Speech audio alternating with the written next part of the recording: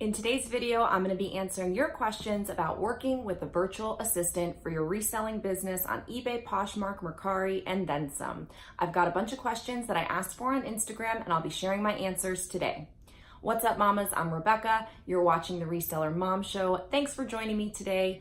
This channel is all about getting more done, making more money, and staying sane while raising kids and reselling online. If you have subscribed, thank you so much for subscribing to my channel. I do appreciate it. I pay attention to every single subscriber. There's only a few of you right now, so I really do appreciate it. Please subscribe if you haven't already. This channel is all about doing haul videos, what sold videos, and deep dives into reseller topics like virtual assistants, different supplies that I use, and all sorts of other topics. And if you have an idea, I'd love to hear about it. Now let's dive into the video, answering your questions about virtual assistants.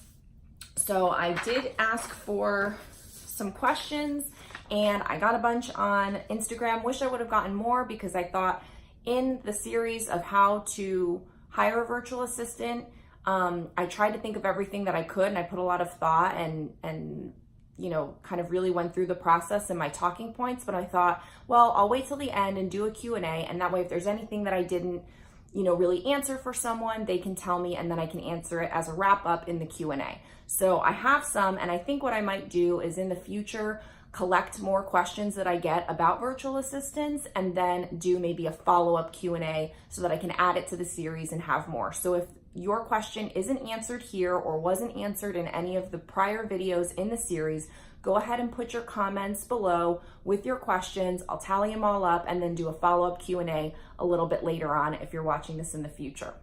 So let's dive in. I don't know what order these all came in, but it looks like 3 or 4 people sent me multiple questions and I'm so excited to answer them. So the first one is from Thrifty Lisa. Thank you so much for participating and sending in your questions. I know you sent a few. What listing software do you use for your VA? I actually don't use any software. Now, I will say that I had tested out Leapfrog a while back, and I used it for a short period of time myself when myself and my sister were working together doing one reselling business. And that was for a short period of time, and we tested it out in the thoughts that we would use it for a VA. And it was perfectly fine. There wasn't anything wrong with it. We just decided not to incur the cost. At that time, we did have other people that were virtual assistants that were long-term people, and we trusted them with our accounts. So currently, and this is what I've done the entire time, I have one virtual assistant that does listing for me, and she logs into my Poshmark account and she logs into my eBay account. I trust her with this information, and she lists things as she was me. She does eBay to drafts and Poshmark listings to not for sale. So she'll go in and create the eBay draft, and then I will review those drafts every morning, put in the pricing, and set it live. So she'll put in all the pictures, she'll put in all of the item description information, and fill out all the item specifics and the shipping information and all of that. I have a few templates set up for her in eBay that she uses, and then I go ahead and open it up, check it out most of the time, and then I add the pricing and set it live. So that's eBay. For Poshmark, she goes in, puts the pictures and description, and she will set it as not for sale. So she'll put a 0 and a 0 for the retail and for the listing price, and then I will go ahead and review it and then put in my price for the listing price and set it for sale, and then that's how that goes live. Now this was all before Poshmark drafts. That was kind of the flow and system that we got into. Now that there are Poshmark drafts, we haven't really switched. We just keep doing the same thing. In the future, maybe I will have her switch it to drafts, but right now, since there's only 15 drafts, I don't think that would work for us. So doing it as listing not for sale and then me making it live has been working out well, and that's what we do. Now recently she has started listing on Mercari for me through a remote computer, and so that we're still trying to figure out, because there you can do inactive listings, but we're trying to figure out how you do it through the website and not through the app. So right now she's taking them from Poshmark and putting them onto Mercari. And so I'm just having her list it the exact same way it is on Poshmark so that it can immediately go live. So with Mercari, I am not currently reviewing it. She's just taking everything from Poshmark, putting it onto Mercari and setting it as active. Now that might change in the future. So I'm kind of evaluating that at this time. There's also some things that I'm trying to think about and do that will help me maybe have her list live on Poshmark and eBay and not having me have to do a review process to set the pricing, but it's going to require some additional operational finagling because, and maybe this is a good point to backtrack. So not only do I have a virtual assistant that helps me, I have two virtual assistants, but I do have a local assistant that does prep and measurements and photographs for me. And so that's part of the process because when I'll just give you an overview of the whole process real quick and then I'll jump into the rest of the questions. This might be helpful. So I shop for the items and I decide what items I'm going to list myself and what items I'm going to give to my assistant locally. When I give it to my assistant locally, she gets a certain amount of items in bins. She goes to my storage unit. She has a key. She picks up the items. She takes them to her house. She has a photography set up. She does prep and inspection for them to make sure that they're ready for photographs. She does the measurements.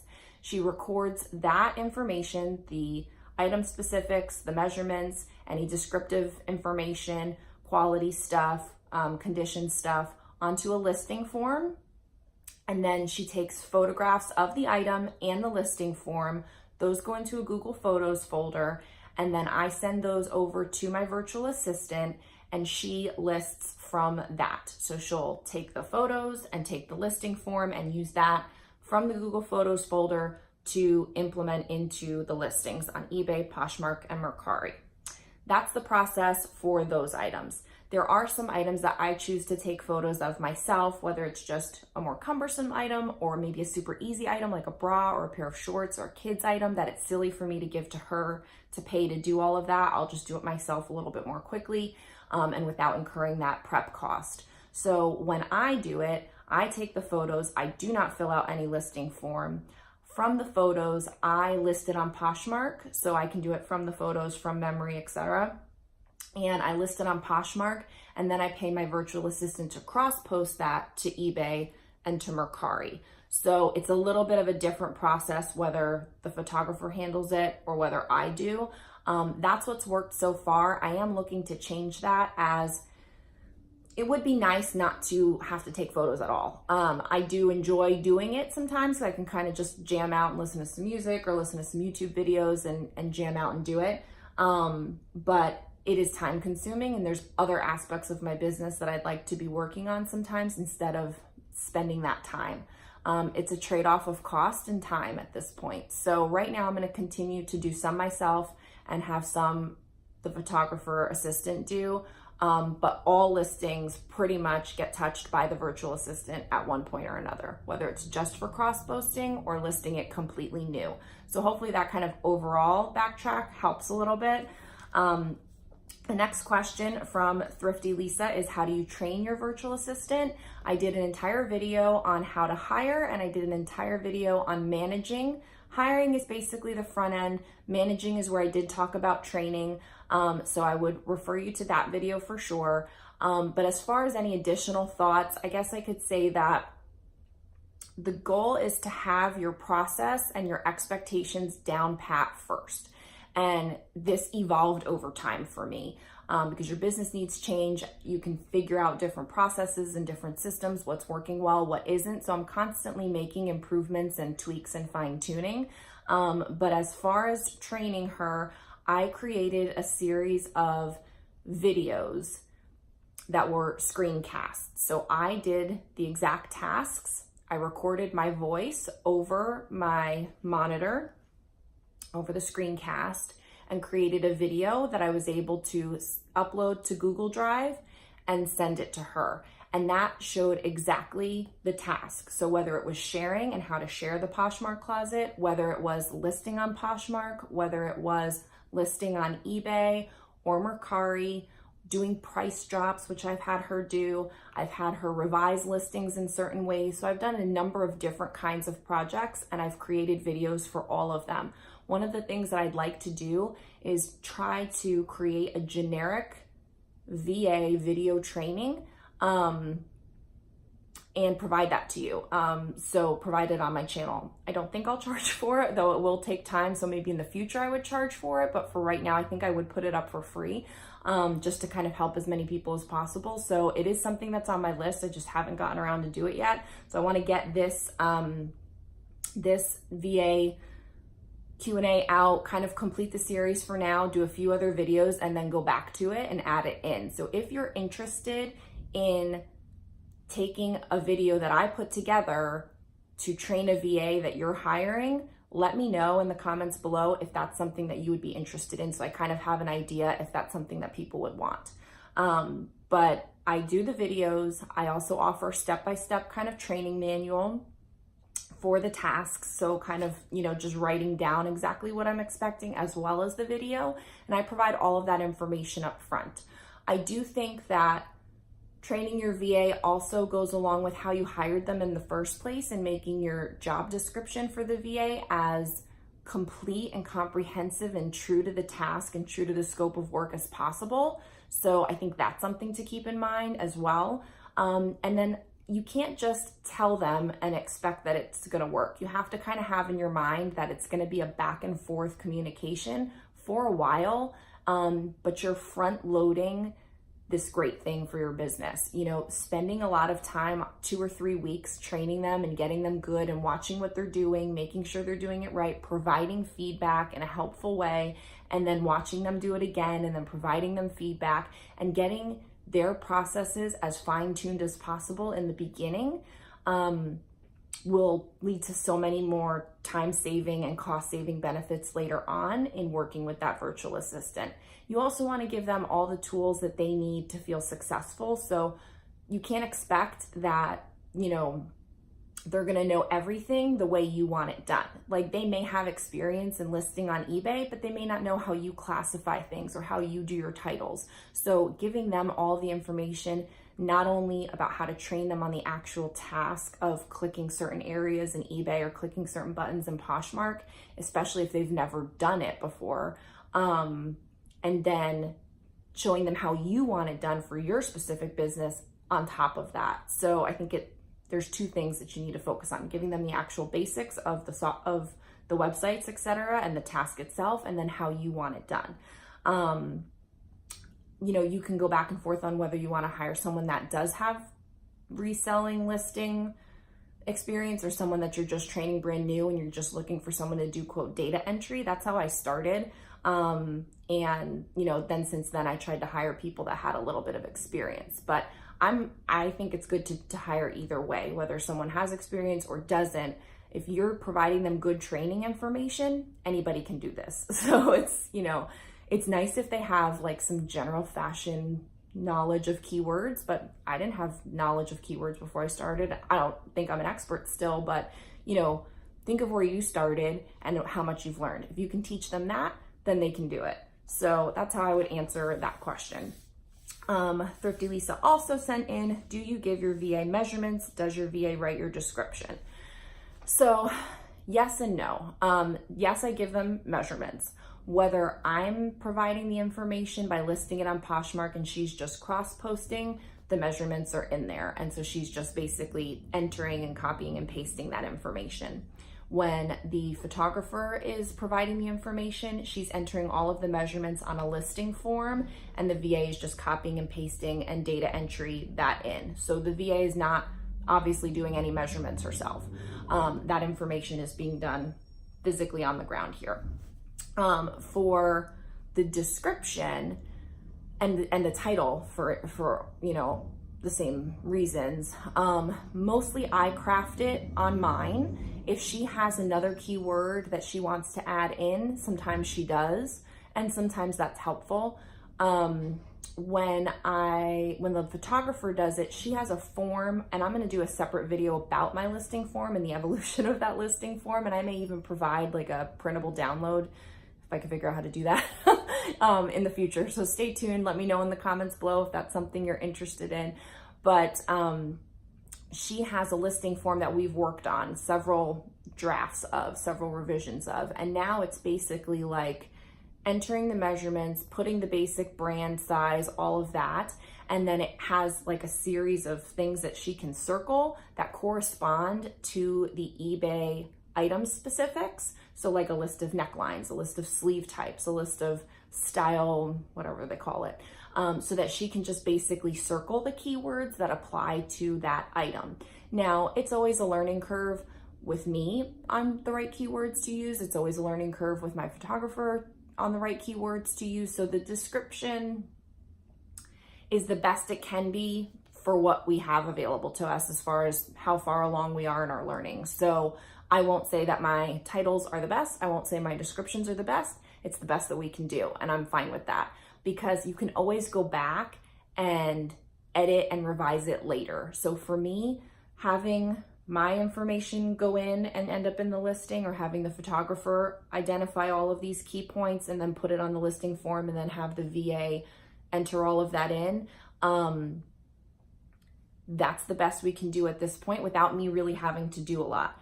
If it doesn't sell over a period of time and now I want to go back and review that listing and see how I can make improvements, I can always go in and review and say, oh, you know what? I actually learned another keyword. I can add that in. Or I learned another search term and I can add that in. Or let me try to, fadoodle this a little bit. So I'm a believer in getting the low-hanging fruit. Whatever you can do with the least amount of work and get sales from, do that. And then later, if you want to put in more work when you have more time, then you do that. So that's kind of my thought on that. So the VA doesn't exactly write the descriptions. She gets the information either from me or from the photographer through the listing form. But I did give her a format that she follows, like a template. And so it has brand, and she puts the brand. It has what the item is, and she puts, it's a t-shirt. And so everything kind of follows a general format. That's mostly for eBay. For Poshmark, if she's getting it from the photographer, she's following the format. If she's getting it from me, I just kind of type it all in. I don't follow the format because I'm doing it on my phone and I'm trying to do it quickly, so that doesn't get a format. But when she puts it on eBay, sometimes she formats it. So I'm not a super stickler about that. Like everything, it would be nice if it was all looking the same. But in the end, the person that's buying doesn't know necessarily if your thing matches another thing. Like, who cares? As long as you're giving them the information that they need to make a buying decision, that's what you need to worry about. I think a lot of times we get really caught up in making it look good, making it look a certain way, having it be organized a certain way, and that's mostly for us. Like, to make us feel better and not necessarily to give the information to the buyer. As long as the buyer has the right information, that's all they need. So as long as it's in there, it doesn't necessarily need to look pretty. Especially if you're a reselling mom, like, we don't have time for that crap. I mean, if you do, great, but I don't have time for that crap. So like for me, as long as the basics are in there, great. If it sells, great. If it doesn't, I'll look at it later and see how I can improve it. So hopefully that helps with your question. Next one is from SR Froer. How much do you pay your VA? Is it different for listing versus sharing? Do they have your account access info? So yes, they have my account access info. No, I haven't had a problem with that so far. Knock on wood. I do pay them differently for sharing versus listing. So here's what I do. For sharing, at this time, I pay $5 for a whole closet share. So that means women's, men's, and kids items. Right now, my whole closet is about 1,800 items. That's fluctuated for that rate for different VAs over the last 3 years. So sometimes I paid a little bit more when I had more listings. Sometimes I paid a little bit less when I had less listings. But I have 2 VAs, 2 of them share. They each get paid the same, $5 for an entire closet share. Right now that's about 1,800 items, give or take. I have that done at 7 a.m. Eastern time, and I have that done at 9:30 p.m. Eastern time. Then I have a women's only closet share. So just the women's items get shared at 2 p.m. Eastern. And for that, I pay $3. So that's that. That's the sharing. For the listing, I do, let's see, because it just recently changed. So I have one person, one VA doing listing, and she does, for a new listing going up on Poshmark, eBay, and Mercari now. So all three platforms she lists for $1, because really the time is in the downloading the photos, getting the photos uploaded. Everything else you do once and you copy and paste in. So it's three platforms for $1 is the new rate.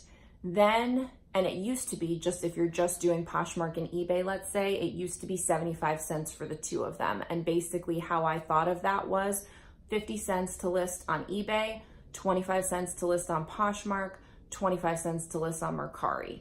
So that's how it went from 75 cents to $1. For cross-posting, mostly it's cross-posting from Poshmark to eBay or from Poshmark to Mercari. And so what we decided was it would be 50 cents to cross-post from Poshmark to eBay, because you're going from an easier format to a harder format, a lot more things to fill out. So it's 50 cents to cross-post to eBay, and then it's 40 cents. I wanted 25 cents. She wanted 40 cents to cross-post from Poshmark to Mercari. So yeah, so that's that. So when I get an item that I put up right now, I'll put it up on Poshmark, and she's gonna cross-post it to eBay and Mercari. That costs me 90 cents to get it on both platforms. And when I give a brand new listing, it's $1 to get it on all three platforms without me having to do any listing. So that's why I say things might change, because now that we have the three platforms, for a 10-cent difference, like before it saved me more money for me to list it on Poshmark first. But now I have to kind of consider that if I pay my photographer to do it for me instead of me doing the photos, I'm only saving an additional 10 cents on the listing side of it. So I've got a lot of numbers to think about, but that's the pricing that I do right now. Now, please keep in mind that if you're paying a US-based virtual assistant, it's going to be a little bit different. Sorry, I have a Etsy question. So yes, so if you ever have questions about like rates, feel free to ask different people. Some people tell, some people don't. But I think there's a lot of great ways to get virtual assistants, whether you do something like I do, which is Upwork.com, or you find a US-based virtual assistant. I actually have a bonus video coming out where I worked with reseller assistants. So I would definitely check them out as a US-based option. Their pricing is gonna be a little bit different, but again, their experience and they're US-based. So those are the kinds of things you need to consider with that. Next question is, does the average VA create the listings only from photos and dimensions? So I have seen that that's what some people do. And so that is a way for it to be done. In that situation, you would definitely want someone that's very experienced with listing on eBay, listing on Poshmark, someone that has keyword knowledge, that can look at a photo and know exactly what it is and how to describe it properly and put it in the proper format. And at some point, I would really like to get to that format. That is not currently the format that I have. As I kind of already explained, I'll just kind of say it one more time. I either list it on Poshmark and provide the title and the description from the photos that I take, and then the virtual assistant uses copy and paste basically to just click buttons and list it elsewhere. If she thinks that she has something to add to improve the listing, to make it better, she does. But most of the time it's just what I say. And then for the ones that my photographer does, sorry, I'm getting another message. The ones that my photographer does, she's basically dictating the information, item specifics, etc., onto the listing form, and then the virtual assistant is taking that information from the listing form and filling everything out and creating the title and description. So I wouldn't say that she's the one coming up with it. It's mostly starting with the photographer, and then she just adds something in if she has something to add. So that's where it kind of gets tricky, because she's not really creating them herself. She's following formats and copying and pasting, and then just adding some things in where she can. But in the future, it would be a lot easier if we could just take the photos, write down the measurements, and then the virtual assistant comes up with everything. At the time that I hired her, and she's been with me now almost a year and a half, you know, it's like I didn't trust her with it initially, and I'm not 100% sure that I do now. It's nothing against her. She does a great job. But I feel like I would have to review it a lot more carefully in the back end. And right now I'm just not ready to do that. So at some point I'd like to make the switch to a photos dimensions only kind of listing process. But right now that's not what I have, but I know that people do that. So that's definitely a way that it can be done. What percent of and this is from IB Flipping Daily, and he or she sent me 3 questions. What percent of VA listed items have data transfer issues measurements? So I don't know what that means exactly, other than maybe just like errors, you know, like data entry errors.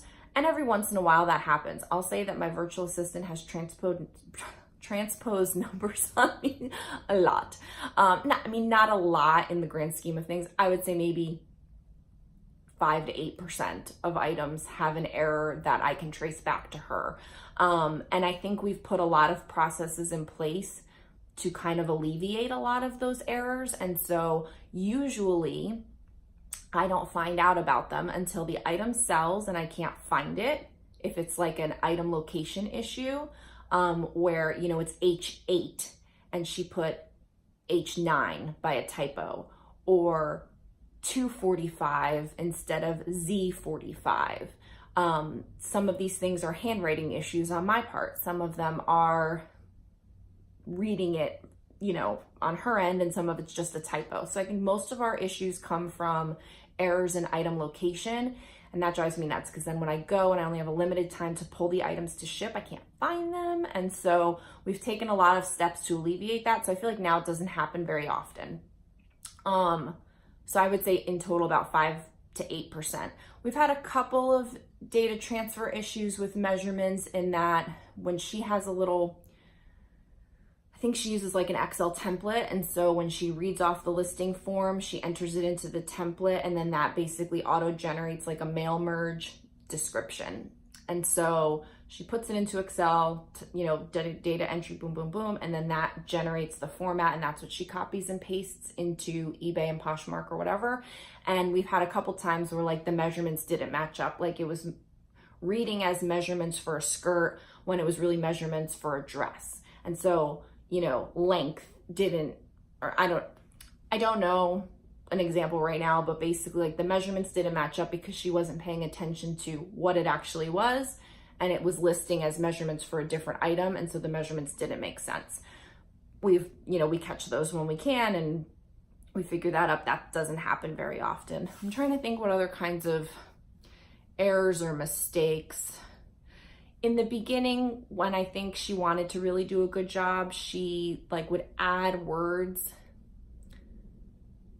and I didn't always agree with the words that she added. So I kind of, put a kibosh on that. Like she listed things as nightgowns and they weren't nightgowns. Like, I don't know. I can't really think of, that was a long time ago. I can't really think of anything else that comes up that's an error. I'll try to pay attention to it and see what kind of errors come up, and maybe I can share that in the future. But I think for the most part, for the amount of data entry that she does and for the amount of mistakes that I know that I make when I'm doing things, she does a really good job. So like overall mistakes would be maybe 5 to 8%. And I think that's on the high side, really. Very few mistakes. Hopefully that helps. If you want to clarify, put a comment below and clarify, and then we can look at that another time. My eye is twitching. How many items have you used VAs for? All of them. I mean, since I've hired VAs, the VA has touched all of my listings in one way, shape, or form. As I've already described, I have two kinds of processes. One is where I'm listing it and she's just doing cross-posting. The other listing is where it's coming from the photographer. She's getting everything and doing the full listing across all 3 platforms now. It used to be all 2 platforms. And so she touched all of those listings. When she cross-posted, she touched all of those listings. So there really isn't any listing that I have up right now that she hasn't touched in some way as far as listing it or cross-posting it since she's been with me. And she started in December of 17. So it'll be almost a year and a half that she's been with me doing this. And in December this year, it'll be 2 years. So yeah, she's the only virtual assistant that has done a significant amount of listings for me. I did my very first sharing virtual assistant. I started trying to have her list for me. It didn't work out. There's just a lot of errors and she had a lot of trouble with it. So we did not continue that task with her and she just shared. And so really, in the grand scheme of things, this virtual assistant is the only one that's ever done my listing. So I don't have a lot to compare to as far as working with a lot of different virtual assistants for listing.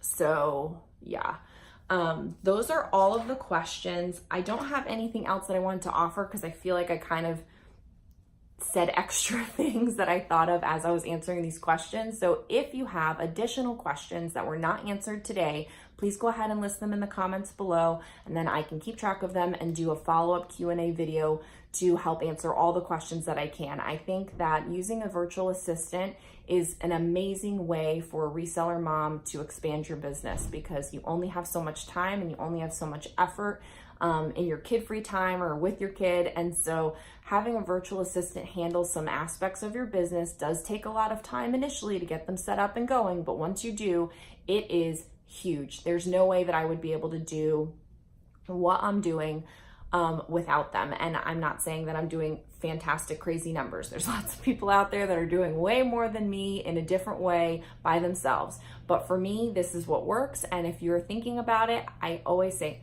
give it a try. Like, it's your business. You can try whatever you want. And if it's not working out, you can always get rid of them. So, and I mean that in a nice way, of course. But so if you have questions, leave them below. Thank you so much for watching. I hope everyone is having a great day. I hope that if you're thinking about taking on a virtual assistant, you do it and give it a try. I'm here to help you however I can. And just remember, Mama's boss best. Have a great day.